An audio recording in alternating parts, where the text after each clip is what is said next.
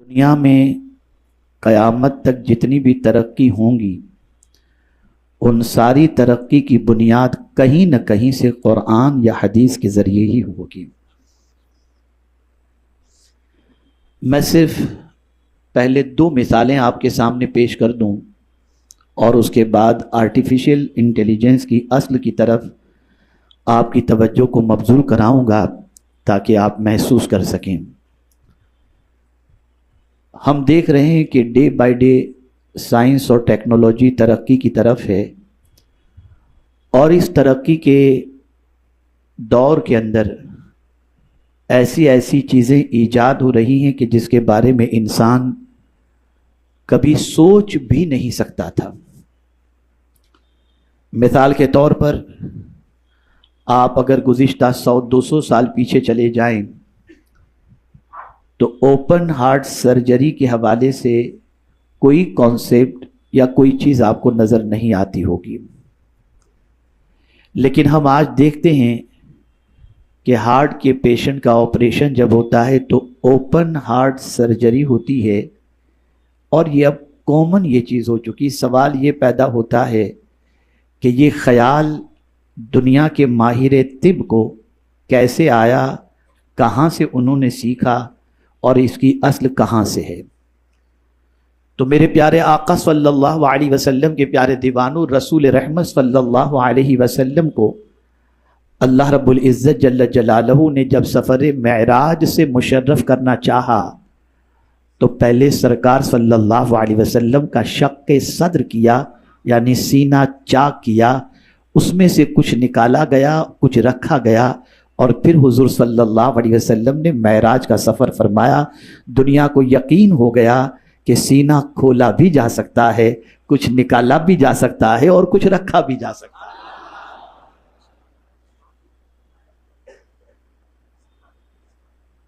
اب دنیا کے اندر آپ دیکھ رہے ہیں کہ ایسی کاریں آ رہی ہیں جو چلیں گی بھی اور اڑیں گی بھی، بلکہ بعض ملکوں میں ان کاروں کو پیش بھی کیا گیا، ان کے شو بھی دکھائے گئے، اور شاید کہ چائنا وغیرہ کے اندر ان کاروں کا رواج بھی شاید کہ شروع ہو چکا ہے۔ سوال یہ پیدا ہوتا ہے کہاں سے انہیں یہ عقل آئی، کہاں سے انہوں نے سیکھا کہ ایسی بھی کار بنائی جا سکتی ہے جو چلے بھی اور اڑے بھی؟ تو ان کے سامنے مصطفیٰ جان رحمت صلی اللہ علیہ وسلم کے سفر معراج کا براق تھا، کہ براق کی خوبی یہ تھی کہ وہ چلتا بھی تھا اور اڑتا بھی تھا۔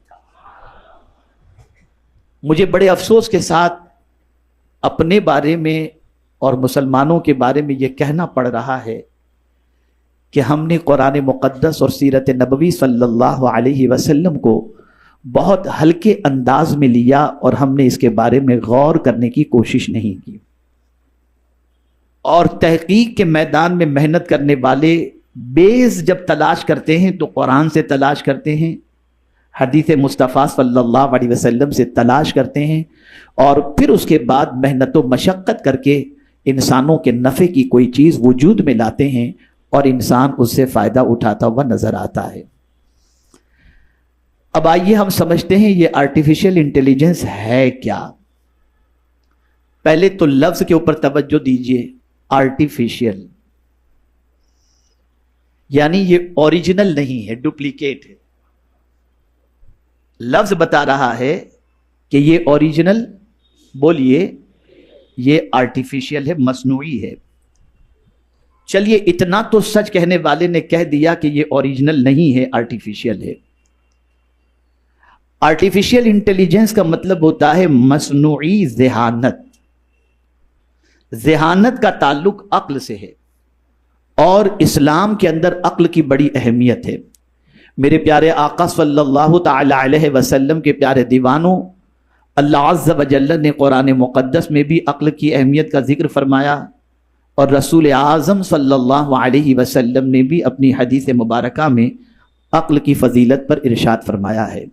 اور ہم دیکھیں ایک انسان 50 سال کا ہو لیکن اگر عقل نہیں ہے، بے عقل ہے، پاگل ہے، اس پر نماز فرض نہیں ہوگی۔ نماز کے فرض ہونے کے لیے ضروری ہے کہ وہ عاقل بھی ہو، بالغ بھی ہو، اور مسلمان بھی ہو۔ عبادت کو عقل کے ساتھ جوڑ کر عقل کے مقام کو واضح کر دیا گیا کہ عقل اسلام کے اندر کتنا اونچا مقام رکھتی ہے۔ میرے پیارے آقا صلی اللہ تعالی علیہ وسلم کے پیارے دیوانوں، رسول اعظم ارواحنا فداہ صلی اللہ تعالی علیہ وسلم ارشاد فرماتے ہیں کہ بوڑھا شخص اپنی قوم میں ایسے ہوتا ہے جیسے نبی اپنی امت میں ہوا کرتے ہیں۔ کیا وجہ ہے اس کی؟ کیا عبادت؟ کیا دولت؟ نہیں، وجہ اس کی سب سے بڑی یہ ہے کہ اس کے پاس تجربہ ہوتا ہے اور وہ دنیا کے بہت سارے تجربوں سے واقف ہوا کرتا ہے، اور اس کے پاس وہ عقل ہوتی ہے جس کی وجہ سے تجربے کو اس نے حاصل کیا ہوتا ہے، جس کی بنیاد پر اللہ عز و جل کے پیارے حبیب صلی اللہ علیہ وسلم نے اس کے بارے میں یہ فرمایا۔ میرے پیارے آقا صلی اللہ تعالی علیہ وسلم کے پیارے دیوانوں، یہ عقل اتنی طاقتور چیز ہے انسان کے پاس کہ اگر آپ دیکھیں تو اسی عقل کی وجہ سے ہی ایک انسان جب کسی جانور کے پاس سے گزرتا ہے، اب وہ جانور چاہے شیر ہو، چاہے ہاتھی ہو، چاہے کتنا ہی بڑا جانور کیوں نہ ہو، تو جانور انسان کو دیکھ کر کے ڈرتا ہے، اس لیے کہ جانور طاقتور ہونے کے باوجود یہ جانتا ہے کہ اس کے پاس عقل ہے اور وہ عقل کا استعمال کر کے میرا شکار بھی کر لے گا اور مجھے شکست بھی دے دے گا۔ میرے پیارے آقا صلی اللہ تعالی علیہ وسلم کے پیارے دیوانوں، رسول گرامی وقار صلی اللہ علیہ وسلم کی ذات بابرکت کے پاس کتنی عقل تھی؟ سارے انسانوں کی عقل ایک طرف رکھ دیں اور محمد عربی صلی اللہ علیہ وسلم کی عقل کا مقام سارے انسانوں کی عقل کے مقابلے میں بہت زیادہ ہے۔ میرے پیارے آقا صلی اللہ تعالی علیہ وسلم کے پیارے دیوانوں، آپ سمجھیں اللہ عز و جل کے نزدیک عقل کا مقام کیا ہے۔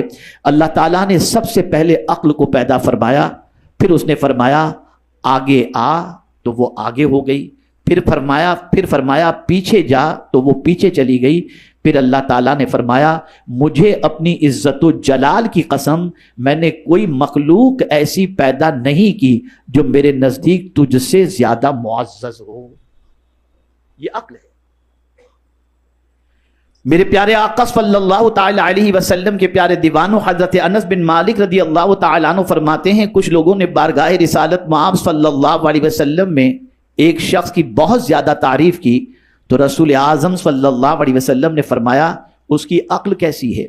لوگوں نے عرض کی یا رسول اللہ صلی اللہ علیہ وسلم، ہم آپ کے سامنے عبادت میں اس کی کوشش اور اس کی مختلف نیکیوں کا تذکرہ کر رہے ہیں اور آپ ہم سے ان کی عقل کے بارے میں استفسار فرما رہے ہیں۔ تو حضور صلی اللہ علیہ وسلم نے فرمایا بے وقوف اپنی جہالت کی وجہ سے بدکار سے زیادہ برائی کر لیتا ہے، اور کل بروز قیامت بارگاہ رب العلا میں قرب کے درجات پر لوگ اور کل بروز قیامت بارگاہ رب العلا میں قرب کے درجات پر لوگ اپنی عقلوں کے مطابق فائز ہوں۔ میرے پیارے آقا صلی اللہ تعالی علیہ وسلم کے پیارے دیوانوں، میں اگر عقل کے حوالے سے بتاؤں تو تفصیلی خطاب اسی سے متعلق قرآنی آیات اور احادیث کی روشنی میں ہو جائے گا، لیکن عقل کے حوالے سے بتانے کی وجہ یہ ہے کہ عقل کا مقام بہت عرف و اعلیٰ ہے، عقل کی درجات اللہ نے بڑے بلند رکھے ہیں۔ یہ عقل ہی ہے جس سے انسان بچنے کی تدبیر بھی بنا لیتا ہے، یہ عقل ہی ہے جس کی وجہ سے انسان زمین میں چھپے ہوئے خزانے کو دریافت کر لیتا ہے، یہ عقل ہی ہے کہ انسان ہوائی جہاز بنا کر آسمان میں اڑاتا نظر آتا ہے، یہ عقل ہی ہے جس کی وجہ سے انسان چند مجہول چیزوں کو جمع کر کے معروف بنا لیتا ہے، یہ عقل ہی ہے جس کی بنیاد پر انسان زمینوں سے پانی بھی نکالتا ہے، اور یہی عقل یہ عقل ہی ہے جس کی بنیاد پر انسان سمندروں پر بریج بھی بناتا ہوا نظر آتا ہے۔ یہ سارے کرشمات عقل ہی کے ہیں۔ عقل ہی کی بنیاد پر انسان دنیا میں معزز ہوتا ہے، عقل ہی کی بنیاد پر انسان علم حاصل کرتا ہے، عقل ہی کی بنیاد پر انسان اپنا مقام پاتا ہے، عقل ہی کی بنیاد پر انسان کو اونچا درجہ نصیب ہوا کرتا ہے۔ میرے پیارے آقا صلی اللہ علیہ وسلم کے پیارے دیوانوں، آپ ذرا دیکھیں، جانوروں کا جائزہ لیں تو آپ کو پتہ چلے گا جانور کی سچویشن ایسی ہے کہ ایک لمٹ ہے اس کی، اس لمٹ سے وہ آگے نہیں بڑھ سکتا۔ اس کی لمٹ یہ ہے کیا کھانا، کہاں چرنا، کتنا جانا، بس اس کے علاوہ اس کا اور کوئی کام نہیں ہوتا۔ آج تک کبھی آپ نے یہ نہیں سنا ہوگا کہ کوئی جو ہے کوئی جانور باکسر بنا ہو، کوئی جانور کرکٹر بنا ہو، کوئی جانور ترقی کر کے کوئی چیز کو دریافت کیا ہو، نہیں۔ لیکن ہاں، اللہ نے انسان کو اتنی صلاحیت عطا فرمائی ہے کہ وہ عقل کے ذریعے ایک چیز کو دوسری چیز سے جوڑ کر تیسری چیز کو وجود عطا کر دیتا ہے۔ یہ اللہ کی بہت بڑی نعمت ہے عقل، جو اللہ نے انسان کو عطا فرمائی ہے۔ اب آپ دیکھیں میرے پیارے آقا صلی اللہ علیہ وسلم کے پیارے دیوانوں، یہ انسان ہی تو ہے جس نے اپنی عقل کا استعمال کر کے کمپیوٹر بنایا، یہ عقل ہی تو ہے جس کا استعمال کر کے انسان نے راکٹ بنایا، یہ عقل ہی تو ہے جس کا استعمال کر کے انسان نے ایسا ہوائی جہاز بنایا جو منو ٹن کا ہوا کے اندر اڑتا ہوا نظر آتا ہے۔ یہ عقل ہی ہے جس کی بنیاد پر انسان ناسا کے ذریعے انسان جو ہے چاند کی زمین پر قدم رکھنے کی بات کر رہا ہے۔ یہ عقل ہی تو ہے جس کے ذریعے بحری بڑے بڑے جہاز بنائے جا رہے ہیں۔ یہ عقل ہے جس کی بنیاد پر انسان یہ سارے کارنامے کو انجام دے رہا ہے۔ لیکن یہی عقل والا انسان اب یہ سوچنے لگا ہے کہ میں نے بہت ساری چیزیں تو بنا لی، کمپیوٹر بھی بنا لیے اور بھی بہت ساری چیزیں میں نے بنا لی، اب کیوں نہ ایسا کیا جائے جیسی انسان کی عقل کام کرتی ہے ایسی ہی کوئی مصنوعی عقل والی چیز تیار کر لی جائے جو انسان کی طرح کام کرنے لگے، انسان کی طرح سوچنے لگے، انسان کی طرح کام کرنے لگے جیسے انسان کام کرتا ہے۔ کس طریقے سے؟ تو میرے پیارے آقا صلی اللہ علیہ وسلم کے پیارے دیوانوں، انسان سے کچھ پوچھو، اس کے پاس عقل ہوگی وہ جواب دے دے گا، انسان کے پاس علم ہوگا وہ بولتا چلا جائے گا۔ اور انسان عقل کا استعمال جو کرتا ہے اور اسے جو ادراک نصیب ہوتا ہے وہ 5 چیزوں سے نصیب ہوتا ہے جسے حواس خمسہ کہتے ہیں۔ اور وہ حواس خمسہ کیا ہیں؟ تو قوت سامعہ، قوت باصرہ، قوت شامہ، قوت ذائقہ اور قوت لامسہ، یعنی انسان کی سننے کی قوت۔ انسان کوئی چیز سنتا ہے اور سن کر کوئی علم اس کے پاس پہنچتا ہے، اسی طریقے سے انسان کوئی چیز دیکھتا ہے جس کی وجہ سے اسے چیز کے بارے میں ادراک نصیب ہوتا ہے، انسان کوئی چیز سونگھتا ہے، سونگھنے کی وجہ سے اسے کسی چیز کے بارے میں پتہ چل جاتا ہے، اور اسی طریقے سے انسان کچھ چکھتا ہے جس کی وجہ سے اسے اس چیز کے بارے میں پتہ چل جاتا ہے، ٹیسٹ کے بارے میں پتہ چل جاتا ہے۔ اور ایسے ہی ایک انسان کوئی چیز کو چھوتا ہے جس کی وجہ سے اس چیز کی ماہیت اسے نصیب ہو جاتی ہے۔ میرے پیارے آقا صلی اللہ تعالی علیہ وسلم کے پیارے دیوانوں، اب یہ آرٹیفیشل انٹیلیجنس کیا ہے؟ یہ ایک مشین ہے، اس مشین کے اندر بہت ساری چیزوں کو فٹ کر دیا جاتا ہے، اور اس فٹ کی ہوئی چیزوں کو جب انسان اس سے پوچھتا ہے تو وہ بتاتا نظر آتا ہے، وہ اسی طریقے سے بتاتا ہوا نظر آتا ہے جو کچھ اس کے اندر فٹ کیا گیا۔ یہ مصنوعی ذہانت ہے۔ ایسے ہی ٹچ کرو تو جس طریقے سے ٹچ کے ذریعے انسان کی عقل متحرک ہو جاتی ہے اور انسان کو پتہ چل جاتا ہے، ایسے ہی وہ مشین ہے، اس مشین کو ٹچ کرو گے تو ٹچ کی بنیاد پر اسے سمجھ میں آ جائے گا۔ میرے پیارے آقا صلی اللہ علیہ وسلم کے پیارے دیوانوں، یہ ایک ایسا مشین اور ایک ایسا روبوٹ ہے، اس کے اندر ساری معلومات جمع کر دی گئی ہیں، جن معلومات کے ذریعے انسان جو جو چاہے گا، جو جو پوچھے گا، جو جو سمجھنا چاہے گا، اس کے اندر سے وہ معلومات اسے ملتی چلی جائیں گی، چاہے کسی بھی قسم کی معلومات ہو۔ اتنا ذہین مشین بنا دیا گیا۔ لیکن یاد رکھیں، میرے ذہن میں یہ بات آئی، ذرا میں یہ سمجھوں تو صحیح کہ یہ آرٹیفیشل انٹیلیجنس، یہ مصنوعی ذہانت، اس کا خیال آیا کہاں سے؟ اس کے اندر یہ ساری چیزوں کو رکھنے کا تصور آیا کہاں سے؟ تو مجھے معن اللہ کی کتاب یاد آ گئی، اور اللہ کی کتاب کی ایک آیت یاد آ گئی۔ اللہ عز و جل نے جب حضرت آدم علیہ السلام کی تخلیق فرمائی تو تخلیق فرماتے ہی پروردگار نے حضرت آدم کو ہر چیز کا علم سکھا دیا۔ وَعَلَّمَ آدَمَ الْأَسْمَاءَ كُلَّهَا، یعنی آدم علیہ السلام میں اللہ نے ساری چیزوں کے نام کا علم بھر دیا۔ تو دنیا نے جب دیکھا کہ کوئی چیز بھری بھی جا سکتی ہے، کوئی چیز بھری بھی جا سکتی ہے اور اس سے فائدہ اٹھایا بھی جا سکتا ہے، یہ قرآن کی آیت کے ذریعے ان کے ذہن میں یہ بات آئی، نتیجتاً انہوں نے ایسا مشین تیار کیا۔ لیکن میرے پیارے آقا صلی اللہ علیہ وسلم کے پیارے دیوانوں، یہ بات اچھی طریقے سے ذہن میں رکھیں، وہاں سے ملنے والی ہر بات صحیح ہے یا غلط، اس کو آپ کو نہیں سمجھ میں آئے گا اگر ہم نے اس کی طرف توجہ دی اور ہمارے ہر مسئلے کا حل ہم نے آرٹیفیشل انٹیلیجنس کے ذریعے حل کرنا شروع کیا، ہم سکسیس نہیں ہو سکتے، ہم کامیاب نہیں ہو سکتے۔ سکتے. ہاں دنیاوی امور کے سلسلے میں، سائنس کے سلسلے میں، ٹیکنالوجی کے سلسلے میں، دیگر کاموں کے سلسلے میں اگر ہم نے آرٹیفیشل انٹیلیجنس کا سہارا لیا، ہو سکتا ہے ہمارے کام میں آسانیاں پیدا ہو جائیں، ہمارے کام میں جلدی ہو جائے. جو کام 15 دن میں ہونے والا تھا وہ 5 دن کے اندر ہو جائے، 2 دن میں ہو جائے. یہ تو ممکن ہے. لیکن اگر ہم نے دین سیکھنے کے لیے آرٹیفیشل انٹیلیجنس کا سہارا لیا تو بھٹک جاؤ گے، تباہ ہو جاؤ گے، برباد ہو جاؤ گے. اس لیے کہ اس کے اندر وہی رکھا گیا ہے، اور جو رکھا گیا ہے وہی اس میں سے آئے گا. اور قرآن میں اللہ نے رکھا ہے تو قرآن کے ذریعے جو علم ملے گا وہ صحیح ملے گا، حدیث کے ذریعے جو علم ملے گا وہ صحیح ملے گا. تو میرے پیارے آقا صلی اللہ علیہ وسلم کے پیارے دیوانوں، آرٹیفیشل انٹیلیجنس سے آپ دنیا کی دوسری چیزوں کے سلسلے میں فائدہ اٹھا سکتے ہیں، لیکن جب دین کی بات آئے تو آپ کو قرآن سے رجوع کرنا ہوگا، حدیث سے رجوع کرنا ہوگا، مصطفیٰ پیارے صلی اللہ علیہ وسلم کے نائبین سے رجوع کرنا ہوگا، اور وہاں سے دین سیکھنا ہوگا. ایک بات بڑی تیزی سے پھیل رہی ہے یوٹیوب پر اور دنیا کے اندر. اب تو کیا بتایا جائے، پہلے بھی یہ چلا تھا کہ جب کمپیوٹر آیا تب بھی یہ بات چلی تھی کہ روزیاں ختم ہو جائیں گی، جاب ختم ہو جائیں گے، اور انسان آہستہ آہستہ ڈھلتا چلا گیا. نہ جاب ختم ہوا نہ کوئی چیز. آپ کو میں سمجھاؤں میرے پیارے آقا صلی اللہ تعالی علیہ وسلم کے پیارے دیوانوں، قرآن کی نظر میں اپنے جاب کے بارے میں، اپنی روزی کے بارے میں،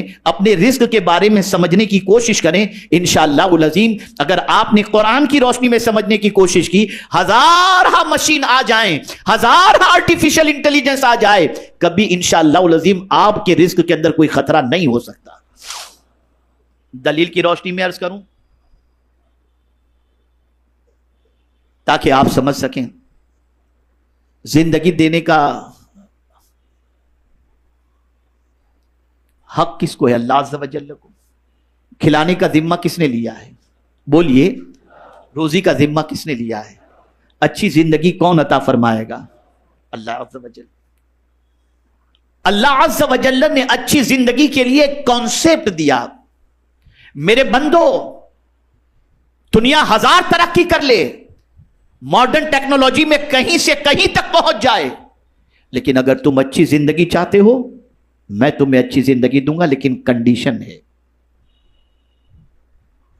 کبھی بھی آپ ان ترقی یافتہ چیزوں کے بارے میں دیکھنے کے بعد افسردہ نہ ہونا کہ بے روزگاری بڑھ جائے گی. میں آپ کو بتاؤں، اللہ نے فرمایا من عمل صالحا من ذکر او انثى وهو مؤمن فلنحيينه حیاتا طیبہ. اللہ فرماتا ہے جس نے نیک عمل کیا، مرد ہو یا عورت، اور ہو وہ مومن، تو اللہ فرماتا ہے ہم اس کو پاکیزہ زندگی عطا کریں گے. کنڈیشن اللہ نے رکھی عمل صالح کی، نیک عمل کی. لیکن نیک عمل سے مراد وہ تبلیغی جماعت کا دستور نہیں کہ 7 چیزوں کے اندر قید کر کے رکھ دیا نیک عمل کو، کلمہ، نماز، روزہ، حج و زکات. یہی صرف نیک عمل کا تصور نہیں ہے. نیک عمل سے مراد یہ ہے عبادات کے اندر بھی تم پرفیکٹ رہو، معاملات کے اندر بھی تم پرفیکٹ رہو، اور اخلاق کے اندر بھی تم پرفیکٹ رہو. یہ تمہاری تینوں چیزیں پرفیکٹ رہیں اور تمہارے دل میں اللہ اور اس کے رسول کی محبت موجود ہوگی، عقیدہ اور صحیح ہوگا، ایمان تمہارے پاس ہوگا. اللہ نے فرمایا کہ ہم تم کو اچھی زندگی عطا فرمائیں گے. یہ اللہ کا وعدہ ہے. دنیا میں آپ دیکھ لیجئے جن کے پاس ایجوکیشن ہے، عمل صالح کیا ہے؟ عمل صالح کو آپ نے کیا سمجھا؟ عمل صالح کا صلہ کیا ہے؟ اللہ عز و جل نے فرمایا جو نیک عمل کرے گا ہم اسے جنت عطا فرمائیں گے. نیک عمل کرنے والے کو اللہ جنت عطا فرمائے گا. تو پروردگار جل جلالہ نے نیک عمل کا عوض جنت بتایا. اور حضور صلی اللہ علیہ وسلم فرماتے ہیں کہ جو شخص علم کے راستے پر چلا اللہ اس کے لیے جنت کا راستہ آسان کر دے گا. پتا چلا جو ایجوکیٹڈ ہوگا اس کے لیے جاب کا کوئی پرابلم نہیں ہوگا. جو علم کی طرف محنت کرے گا، اپنے آپ کو اپ گریڈ کرے گا، اپنے آپ کو تعلیم کے زیور سے آراستہ کرے گا، زمانے کے تقاضوں کو سامنے رکھتے ہوئے اپنے آپ کو موجودہ دور کے اندر علم سے لیس کرے گا، انشاءاللہ العظیم کبھی اسے جاب کا یا اسے رزق کا کوئی پرابلم نہیں ہوگا. اب پرابلم کسے ہوگا؟ تو اس کے لیے بھی اللہ نے یہی 2 صفت کا ذکر فرمایا. پرابلم کسے ہوگا؟ اس کے لیے بھی اللہ نے دو ہی صفت کا ذکر فرمایا. فرمایا لقد خلقنا الانسان فی احسن تقویم ثم رددناه اسفل سافلین الا الذین آمنوا وعملوا الصالحات. اللہ نے انسان کو اچھی ساخت میں پیدا فرمایا، پھر اسے اسفل سافلین میں ڈال دیا، لیکن